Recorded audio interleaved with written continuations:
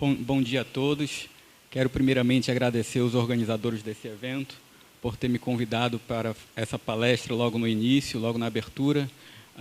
O título da palestra é Usos e Abusos da História nos Museus Acreanos e vamos tentar, então, elucidar muito do que acontece dentro dos museus, principalmente no que diz respeito à história contada, né?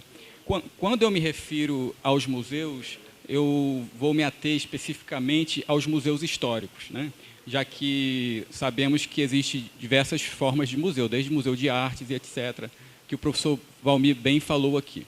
Bem, então, a respeito dos museus históricos, né, de acordo com dados oficiais, me parece que tem cerca de 23 instituições museológicas aqui no Acre, divididas aí, espalhadas em mais ou menos 6 municípios, né? Então, como a maioria desses espaços foram revitalizados e criados de 99 para cá, então é preciso que a gente conheça o que está por trás da percepção de museu, né, por parte do governo, né? Então, já que nós temos aí inúmeros museus que foram criados e revitalizados durante esse período, então é possível que haja, sim, uma concepção de museu que vincula todos eles. Então, por sorte, nós tivemos recentemente, né, um evento que é o início da construção de um museu, né, o Museu dos Povos Acreanos, que vai ser lá no Meta, né, no antigo prédio do Meta. E isso foi muito bom, porque ali inúmeros políticos deram entrevistas a respeito de museu. Então, a partir das entrevistas, isso nos ajudou a entender qual é a concepção de museu que os políticos que governam o Acre de 99 para cá têm, né? E, a partir de então, eu vou mostrar e tentar dialogar com vocês sobre a minha concepção de abusos da história, ok? Então, eu separei aqui alguns trechinhos da entrevista de vários políticos. Eu não vou citar os políticos, mas as entrevistas estão lá na agência de notícia do Estado, ok? Então, a primeira frase de um dos políticos, nesse evento que teve semana passada, foi o seguinte: o museu, referindo-se ao Museu dos Povos Acreanos, né, o museu vai eternizar a cultura do nosso povo e a nossa história. Então, olha só, parece que a função do museu é uma função de eternizar a nossa. Então, aí já está uma concepção de história, a história de um passado único, né? Parece que todos nós somos agraciados com um único passado, um passado originário que, por sua vez, tem um conteúdo apoteótico, né, já que é uma origem grandiosa, graciosa, fantástica, e é essa história fantástica que o museu vai pretender guardar, ok? Então, olha só, e ainda diz o seguinte: eternizar a cultura do nosso povo. Olha só essa concepção identitária que já está nesse enunciado. O povo acreano. Então, eis aí, então, numa única frase, as concepções de museu, mas vou citar outras. Um outro político diz o seguinte: o museu vai contar a nossa história. Olha só. Então, o museu é muito mais do que isso, nós sabemos, né? Principalmente quando se refere esse pronome nosso, que inclui você e eu, né? Que inclui o pobre e o rico, que inclui gêneros, né? E a gente sabe que qualquer acervo, quando é guardado em museu, tem que ser especificado, já que os arquivos eles têm gênero e classe social, né? E o passado também, já que o passado, quando é escrito por meio da linguagem, ele é vinculado a um grupo de interesses, ok? Então, não é o nosso passado, né? Mas, enfim, é essa a ideia que eles querem mostrar. Vou citar aqui um outro exemplo, ó. Nós não permitiremos que a nossa identidade se perca. Olha só, isso é os nossos políticos aí falando sobre museu. O museu é um repositário da identidade desse povo acreano. Então, temos aí vários panos nas mangas para debater, né? Primeira concepção de identidade desse povo acriano, que pelo menos aqui na academia, pelo menos aqui no curso de mestrado, a gente já sabe de antemão que a identidade, ela não é essencialista, né? Não é uma essência, ela é uma construção. Então, não há uma reserva de acrianidade ou de identidade no museu, né? O visitante não vai ao museu para enxergar a si próprio, como se lá estivesse a minha imagem refletida, né? Já que eu tenho que me identificar com aquela história, a história parece que tem que me convencer a ser o que ela quer que eu seja. E a história que está lá é essa mesmo. É uma história que eu vou mostrar para vocês que tem conteúdo de abuso, de manipulação, já que a história lá é uma história embelezada. Você vai lá não para refletir, você vai lá para se sentir orgulhoso de si e do seu passado. Então, veja que isso é muito interessante. Mas quando o político diz que o museu vai guardar a nossa identidade, ou vai ser uma reserva de acrianeidade, uma reserva de identidade, ali vamos encontrar e ter contato com nós, com o eu acriano, talvez isso também mostre muita coisa, né? Já que permite a gente compreender que os museus acrianos, eles fazem parte de um projeto identitário de estudo, cara. Você não vai ao museu para ter acesso aos vestígios do passado ou da história. Há uma coleção de coisas que você vai ali para refletir você mesmo a partir do olhar da exposição. Não, você sempre vai lá, está exposto a um projeto identitário. Não é à toa que 99% dos museus acrianos têm visita guiada. Você vai lá não é para refletir com a sua própria cabeça. Você vai lá para refletir a partir do olhar do guia que vai estar lá mostrando para você, regrando o seu olhar, para mostrar para você o quão bom é ser acriano. Então vamos aqui outro trechinho. Olha só. O museu vai traçar um fio condutor entre o passado, presente e futuro. Isso foi um deputado que falou aí. Olha só a concepção dele. O museu vai traçar um fio condutor entre o passado, o presente e o futuro. O que esse cara está dizendo? Que o museu vai ser uma espécie de xamã que vai fazer uma ligação, inclusive, com o futuro, cara. É uma bola de cristal. E a história parece que assume esse papel de previsibilidade, de mostrar para a gente o futuro. A gente não é mãe de nada, não, meu amigo. A história não é isso, não. Antes, nós tínhamos aquela velha concepção de que a história é um profeta olhando para trás. O historiador é capaz de conhecer o passado para compreender o presente e prever o futuro. Que coisa linda. Mas é mentira. É bonito, né? Mas é mentira, pô. Historiador não tem bola de cristal, não, cara. Né? E a história não é essa coisa bonita, linear, cronologicamente marcada no tempo. Né? A gente tem que saber o seguinte, cara, que desde de 1905, o tempo não é mais linear. O Einstein já provou isso para a gente, é relativo. Então, essa concepção newtoniana, de Isaac Newton, que a gente tem do tempo, já foi para o brejo.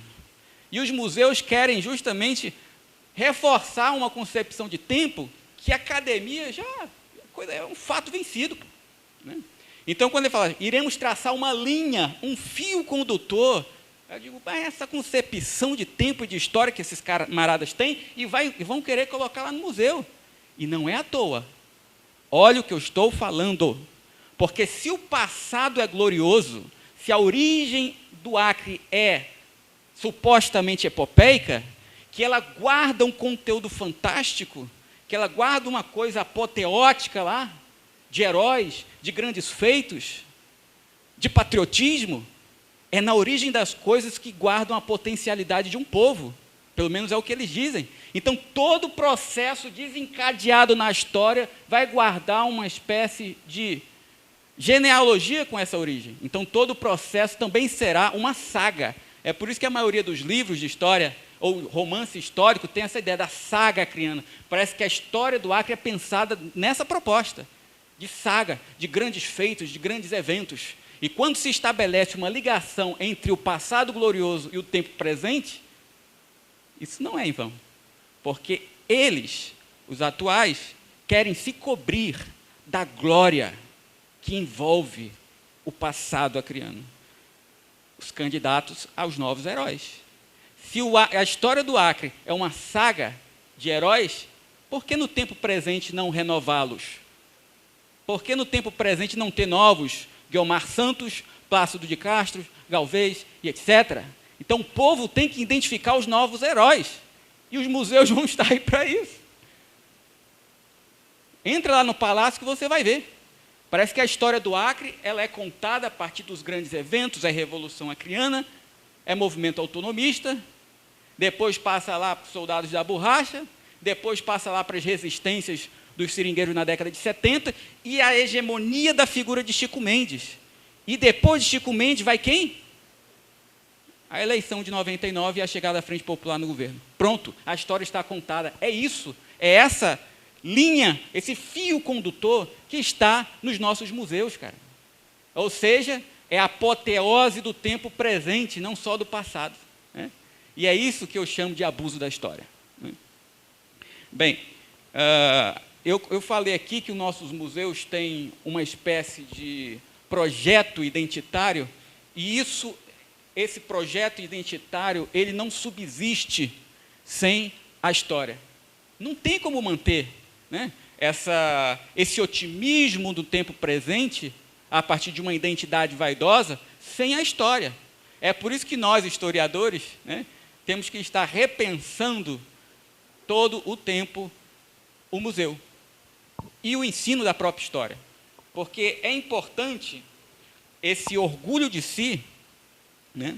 A história parece que é contada para reforçar um ego acriano, né? O acriano tem que ter orgulho de si, de sua história, e isso é uma proposta megalomaníaca, né? Mas politicamente correta. Politicamente correta. Se põe no lugar do governo, não estou falando só da Frente Popular, Guiomar Santos fez a mesma coisa. Todos os governos que passam pelo Poder Executivo fazem isso, em maiores ou menores proporções, né? Só que de 99 para cá ficou muito forte, né? E é por isso que a maioria das dissertações do mestrado, monografia, assumem temas recentes, porque o negócio foi muito empolgante, ficou muito evidente essa marca identitária, essa tentativa de se apropriar politicamente do passado, fazer uso político do passado para fins de defender causas atuais, de grupos políticos, né? Então, é importante criar esse ufanismo no acreano, e os museus farão isso e fazem isso. Quando você vai ao museu, você parece que se sente o único brasileiro, o único a lutar para ser brasileiro, né? Você se sente, você pode ter ido ao museu de bicicleta, não ter um tostão no bolso, morar na periferia, mas você sai de lá orgulhoso de si, né? É essa a função, cara, do otimismo. O otimismo, o sentimento engrandecido de si causa alienação. Isso é técnica nazista. Foi muito usado. Ou vocês acham que o povo alemão chegou ao cúmulo da sua vaidade, né? De se achar raça superior? Como? Técnicas de políticas simbólicas de engrandecimento do eu, né? Você se torna megalomaníaco.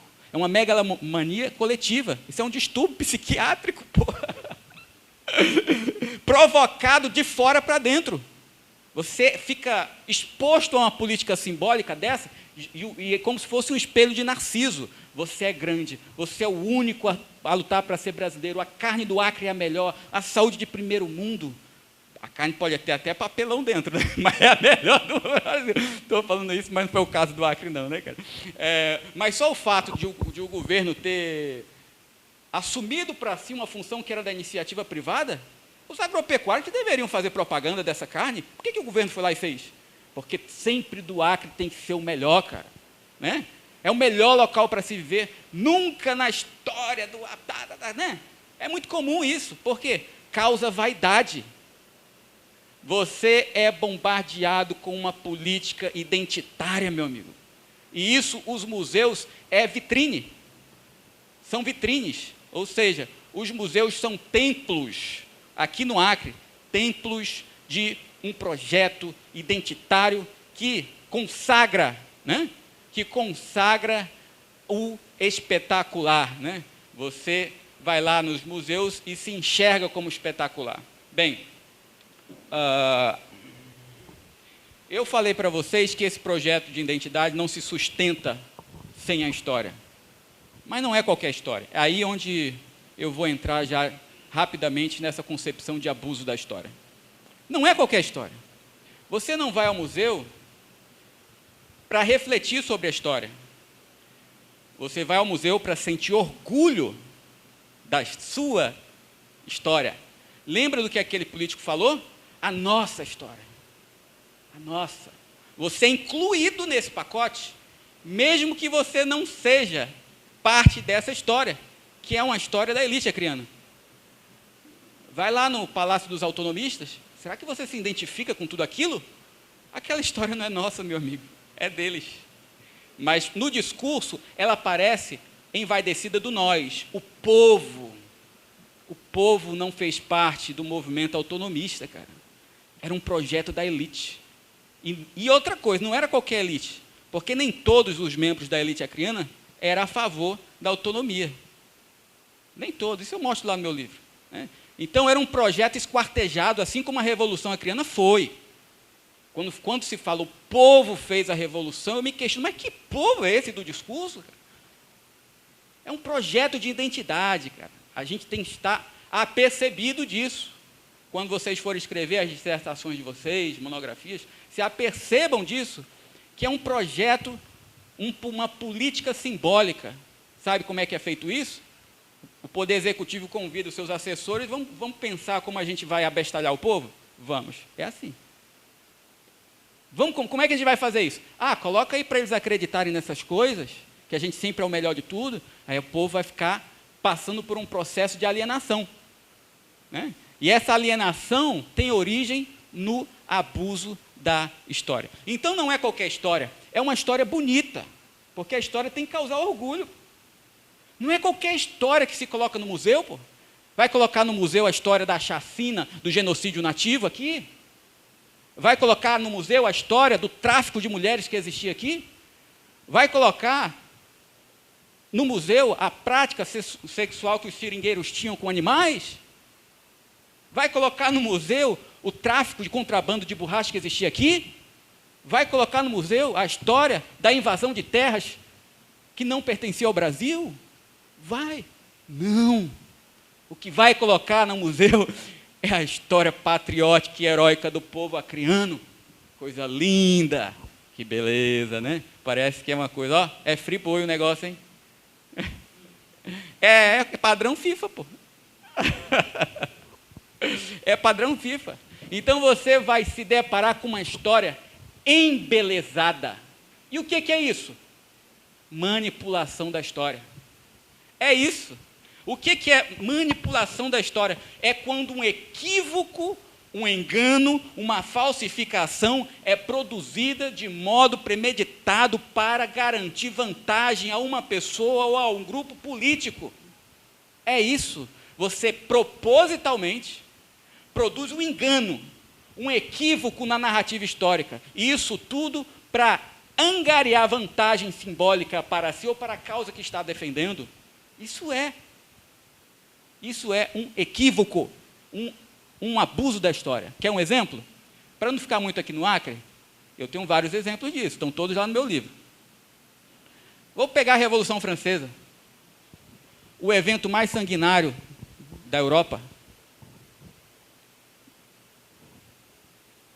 Poxa, 700 mil pessoas mortas, 120 só na guilhotina. Se a gente for colocar no pacote da Revolução Francesa a expansão napoleônica, são quase 5 milhões de pessoas mortas. E como é que isso aparece no livro de história? Um evento racional, apoteose da razão, da liberdade, da fraternidade. Mas como pode ser isso? A guilhotina ser o símbolo da razão? Mas o que é isso? Abuso da história. Manipula-se um fenômeno grotesco, animalesco, sanguinário, e coloca ele num patamar sagrado ao nível da comemoração. Você olha para o passado, porque comemoração é isso. Você olha para o passado e sente orgulho dele. Comemorar é lembrar do passado com alegria. E é isso que os franceses fazem, olham para o passado, não vê sangue, não vê guilhotina, não vê depredação do patrimônio público, não vê vandalismo, porque a Revolução Francesa foi, acima de tudo, vandalismo. Isso é crime hoje, pô. Você pegar obras de arte, escultura, quebrar e destruir, vandalismo. E aí você olha para aquilo, olha para trás e fala assim, tenho orgulho de ser francês. Por quê? Porque aqui foi o palco da Revolução Francesa. Aí você ri, né? E aqui no Acre é diferente.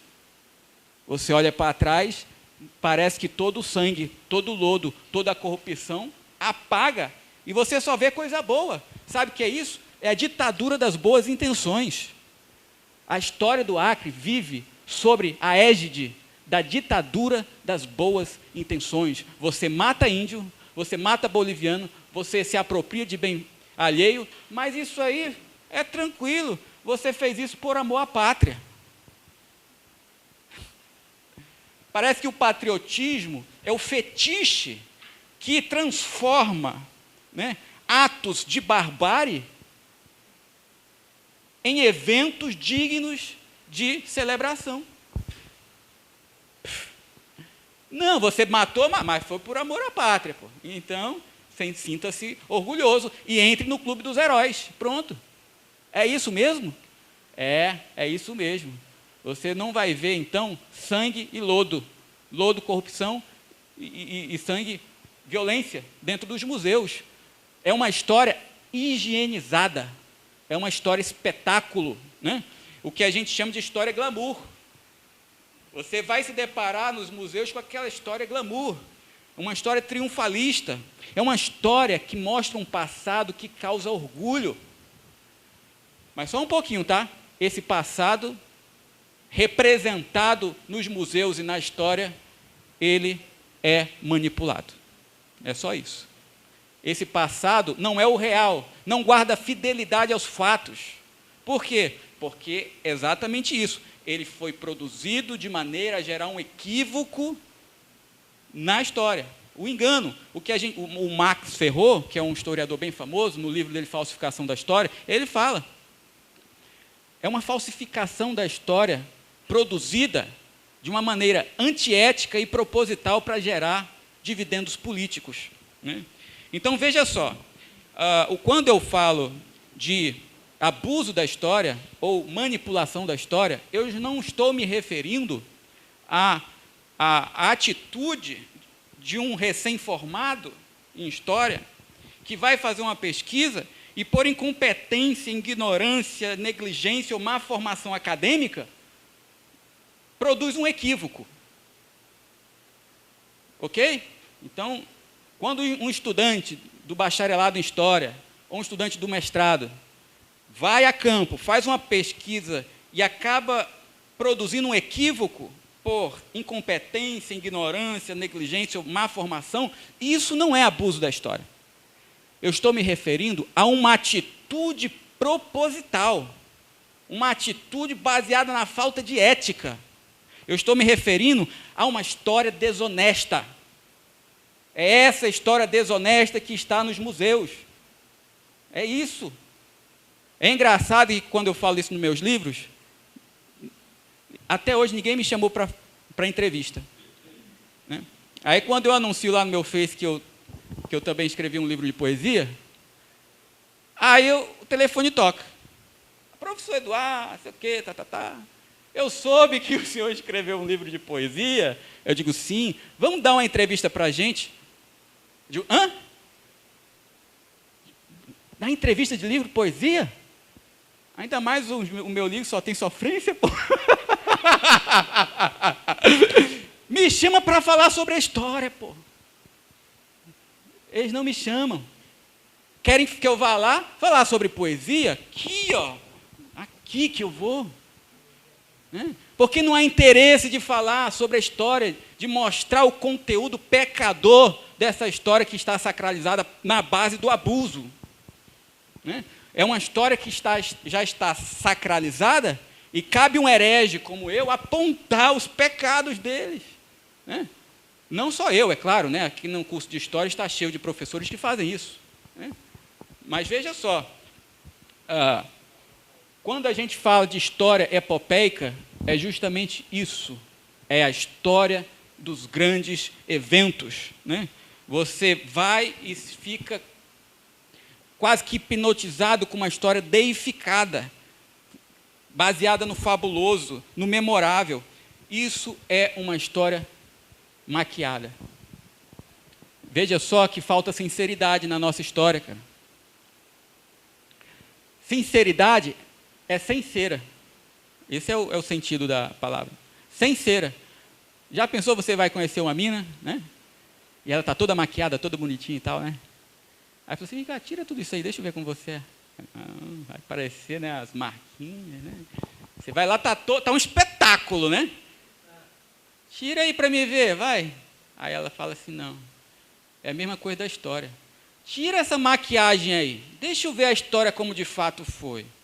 Aí o museu vai falar assim, não, menina, não.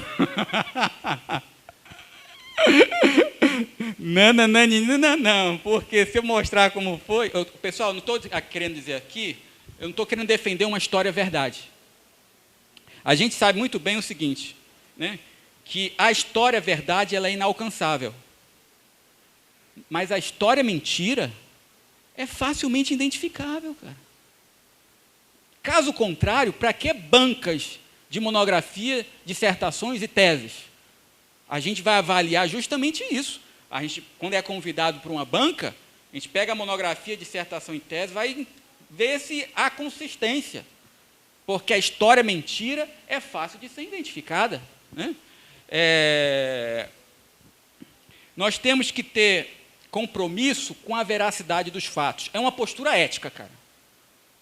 Ser historiador, ser um cientista social, o cientista social tem que ter um compromisso ético com a veracidade dos fatos. Eu não estou falando que ele tem que falar a verdade, porque isso é impossível. Sempre há um conteúdo, um juízo de valor entremeado nesse discurso que ele produz. Mas o compromisso ético de falar com fidedignidade, essa palavra até eu me peguei agora. Não sei nem se falei certo. Tem que ter. Você, quando vai escrever uma monografia, eu acho até que deveria ter uma palestra ou uma aula só sobre isso, sobre a ética acadêmica. Fala assim, olha, filho, vai escrever uma monografia, uma dissertação, você tem que ter compromisso com a veracidade dos fatos, tá? Tá bom? Isso é uma postura ética. Agora, não é isso que a gente vê nos museus.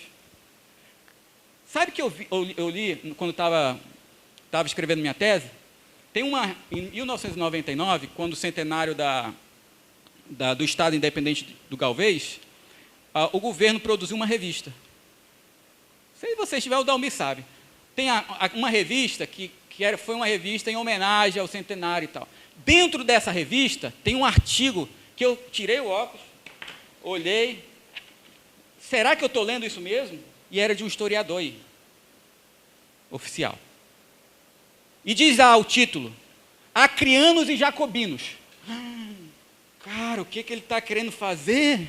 associar os acrianos aos jacobinos franceses. Aí vai lá e mostra que da mesma forma que os jacobinos lutavam por um ideal, não sei o quê, manipulação da história, cara, com dinheiro público. A gente tem que ter, hein, professor Bento? Nós teríamos que ter uma espécie de CRM para descredenciar esses caras, pô. Ah, é porque é historiador, então tudo que ele está escrevendo é a opinião dele e tal. Não, tinha que ter uma equipe para... É que nem as grandes profissões têm, pô. Eu sou economista, também economista, e o economista está sobre a égide, né, de um conselho fiscal, cara. O historiador também tinha que ter isso. Eu me lembro muito bem quando na época da comemoração dos 100 anos da Polícia Militar, eu escrevi um artigo mostrando que a Polícia Militar não faz 100 anos. Aí esse mesmo historiador que escreveu sobre acrianos de jacobinos falou assim, não, mas isso é a opinião dele. No caso, a minha, né? Eu digo, como assim a opinião minha? Está aqui as evidências. Aí o que acontece? Faz-se uso dessa relatividade do conhecimento histórico, né? Falando assim, olha, não, o conhecimento histórico ele nunca é absoluto, sempre vai ter um conteúdo de juízo de valor, portanto, nós temos que dar valor às diversas interpretações. Sim, às diversas interpretações que são baseadas em metodologia e pesquisa científica na área de história, né? Não é qualquer história, porque a história mentira não deve ser valorizada, ela deve ser denunciada. E é muito fácil identificar uma história mentira. Infelizmente, hoje ela é divulgada com dinheiro público. A gente aqui da academia identifica facilmente. Professor Gerson, professor Bento, professor Valmir. É facilmente, todos nós, bate o olho, putz, isso aqui não é verdade. Mas está lá sendo exposto. Né? Quer um exemplo disso? Vou dar um exemplo. Você vai ao Museu da Borracha e logo de cara tem uma placa. Tem uma placa lá. Eu vou ler para vocês o que está escrito na placa. Você vai ao Museu da Borracha, claro que está fechado, né? Mas você, do lado de fora, dá para olhar essa placa. E diz o seguinte: os últimos 100 anos do Brasil foram enriquecidos pela gloriosa conquista de uma vasta floresta amazônica que pertencia à Bolívia. Há um século, a bravura de índios e seringueiros nordestinos resultou na formação do Acre. Depois, liderado por Plácido de Castro, o povo fez a revolução. Então veja que, primeiro, olha só, né, diz que a história foi enriquecida com a gloriosa. Olha o conteúdo epopeico aí. Ou seja, uma história abusada sendo mostrada como verdade e patrocinada com dinheiro público. Refém de uma política identitária. Você enxerga a si próprio nela, mas a história é abusada. Né? Então, veja só, a ideia de Acre foi substituída por floresta. Preste atenção, o conteúdo. Floresta, na época, era o governo da florestania. Então, olha só, conquista de uma vasta floresta. Olha só como é que eles são espertos, né? Aí diz mais, né? A bravura de índios e seringueiros resultou uma formação. A bravura... Cara, isso é um absurdo.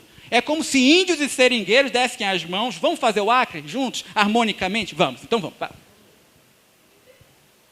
Isso é um absurdo, cara.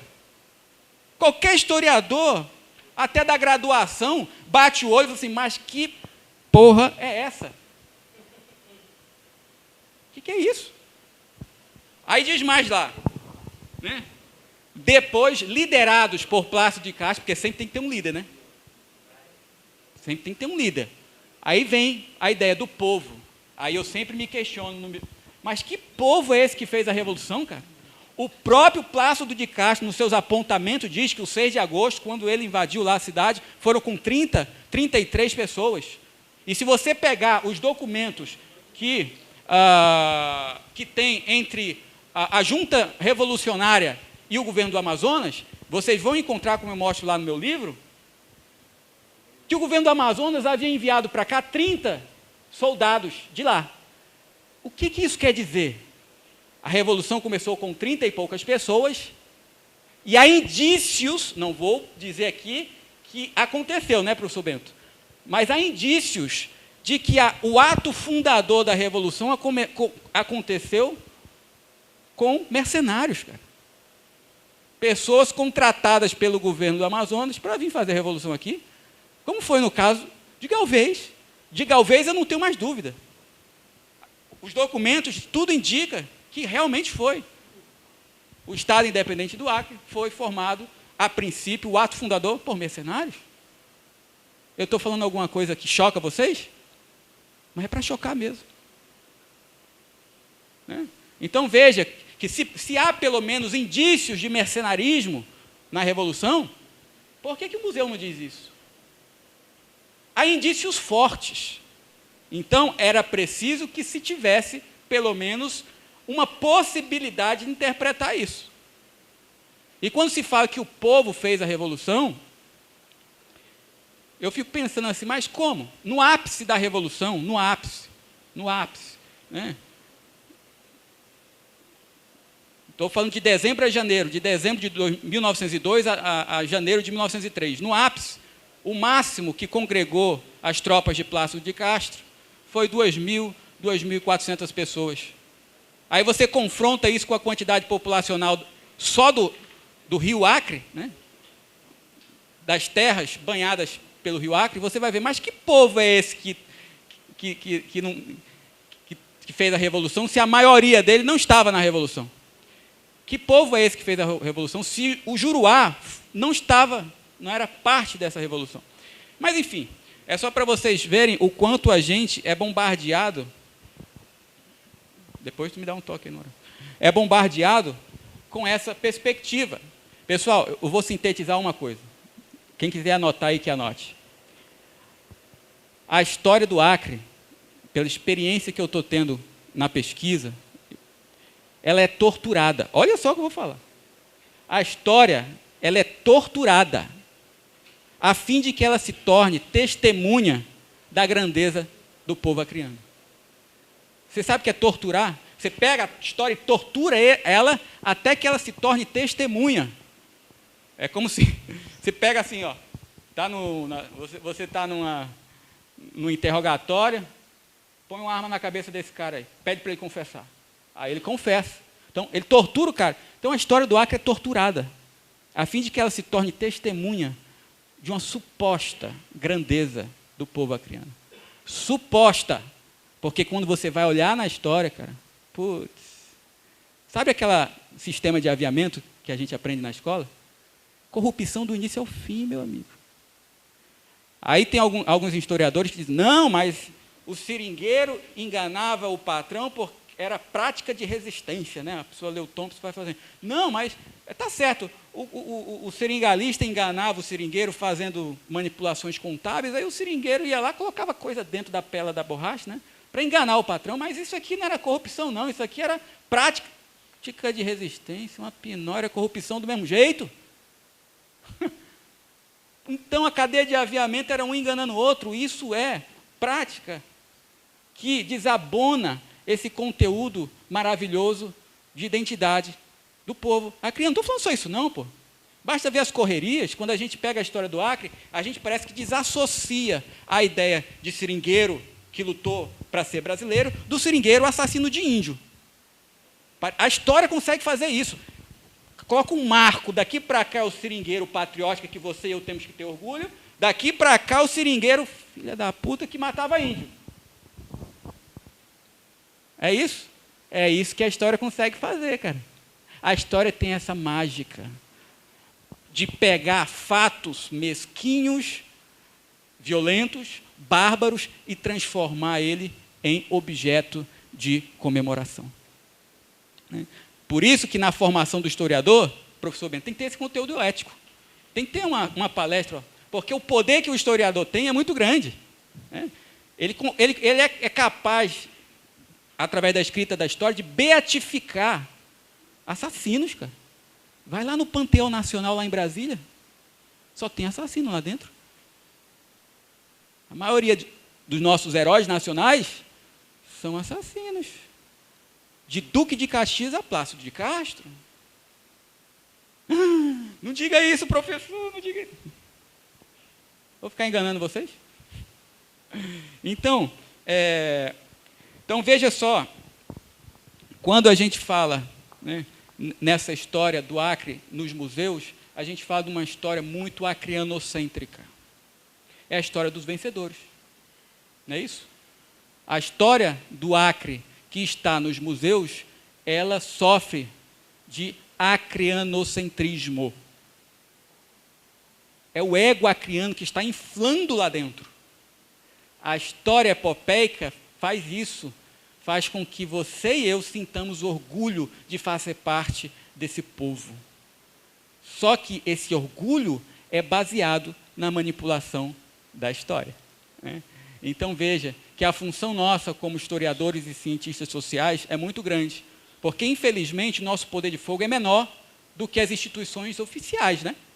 Porque eles têm dinheiro e divulgam com muita rapidez essa história espetáculo. Agora nós aqui da academia, o máximo que a gente faz é produzir um livrinho aqui, outro acolá, né? Mas esse livro não chega até as escolas. Então o aluno acaba tendo contato com essa história espetáculo. Eu sempre falo o seguinte: eu prefiro provocar uma ferida narcisista nesse eu acriano, mas ter uma imagem mais próxima do real dele, do que ter que ficar tomando doping de acrianismo e ficar sentindo orgulho de um acriano que não existe, cara. Será que é preciso você ficar dopado de acrianismo para olhar para o passado e enxergar tudo bonito? Eu acho que é melhor a gente cair a ficha. Eu acho melhor você, parar de se dopar. Para de se dopar, porque com a pessoa dopada, como é que... viu a pessoa quando se droga, né? Começa a enxergar coisas, tudo muito bonito, aí dá vontade de dizer assim, rapaz, cai a tua ficha, cai na real, cara. É assim que dá vontade de fazer quando eu pego um acrianista aí. Assim, rapaz, a vontade de lutar para ser brasileiro, cai a tua ficha, cara. Que o que estava em jogo não era a nacionalidade do povo, e sim a nacionalidade e a origem da borracha, dos impostos, da terra. Ora, como assim, professor? Bem, se o Acre fosse boliviano, a única coisa que ia acontecer era que eles continuariam sendo brasileiros em terras estrangeiras, então a nacionalidade deles não seriam afetadas. O que seria afetado, meu amigo, era a nacionalidade dos impostos, da propriedade da terra. Aí já muda todo o discurso, né? Era isso, né? Então, há um discurso de manipulação na nossa história para causar em você e a mim uma espécie de vaidade, né? É melhor aproximar a história da verdade e ter uma sociedade mais lúcida de suas limitações, né, do que aproximar a história da mentira e, de repente, produzir uma sociedade surtada, que não sabe identificar a história da ficção, não sabe diferenciar o que é ficção e o que é história. É uma sociedade surtada, megalomaníaca. Isso é o que o governo, o poder executivo, não me refiro só a este, mas ao que passa pelo Palácio Rio Branco, né? Mas esse ficou muito evidente, né? É isso que a gente tem que combater, né? Eu acho que já passou o meu tempo. Eu só quero terminar dizendo o seguinte: os museus e a própria história do Acre precisa ser desacrianizada. É só isso. Porque a gente, no curso de História, fala muito o seguinte: a história precisa ser... É muito eurocêntrica. A gente critica demais isso no curso de História, né? A história é muito ocidental, a gente não tem contato com nada que vem da Ásia. A gente não sabe citar nome de historiadores asiáticos, chineses, indianos. A gente não conhece ninguém. A história é muito ocidentalizada. Tudo bem, mas traz essa crítica para cá, para o Acre. A nossa história também é muito acrianocêntrica. Ela é acrianizada. A gente não sabe a percepção, por exemplo, da anexação do Acre a partir dos bolivianos. A gente não sabe a percepção que os peruanos tinham. A gente nem sequer tem conhecimento que o Acre deveria pertencer ao governo do Amazonas. A gente nem sabe disso, né? Mas é. Rui Barbosa, ele foi contratado pelo governo do Amazonas, e aí eu encerro minha fala aqui, ele foi contratado pelo governo do Amazonas como advogado, Rui Barbosa, que já era senador, era um dos mais famosos advogados na época, para defender a causa de que, de fato, o Acre, esse território que hoje a gente conhece como Acre, após ser incorporado ao Brasil, deveria imediatamente ser adicionado ao estado do Amazonas. Era o mais lógico que se tinha. Mas o governo preferiu fundar o Acre a partir da inconstitucionalidade, né? Olha só, cara. O Acre foi fundado a partir, o Acre enquanto ente federativo do Brasil, foi fundado na base da inconstitucionalidade. Então, isso tudo marca toda essa nossa história. Mas o que acontece? O Rui Barbosa fez um calhamaço de argumentação histórica, são 3 volumes, né, de processo, para convencer o Poder Judiciário de que realmente o Acre não deveria ser território, não deveria ser administrado diretamente pelo governo federal, deveria ser incorporado ao estado do Amazonas. O Barão do Rio Branco morreu, o juiz que estava avaliando a causa morreu, Rui Barbosa morreu e esse processo rolou. Na década de 50, mais ou menos, deram ganho de causa ao governo do Amazonas. Putz, e agora? O Acre realmente deveria ser amazonense. O que faz agora? Sabia disso? O museu não conta isso, meu amigo. O governo federal foi lá e indenizou o governo do Amazonas. Rapaz, fica calado aí, pegam aqui uma gorjetazinha, deixa o Acre viver, né? Deixa o Acre, já estão aí com o movimento de autonomista faz tempo, agora você vai me falar agora de que o Acre pertencia ao Brasil? Juridicamente pertencia ao Amazonas. Ganhou a causa do governo do Amazonas. Mas vamos indenizar e pronto. Bem, pessoal, eu agradeço a oportunidade e encerro por aqui. Muito obrigado.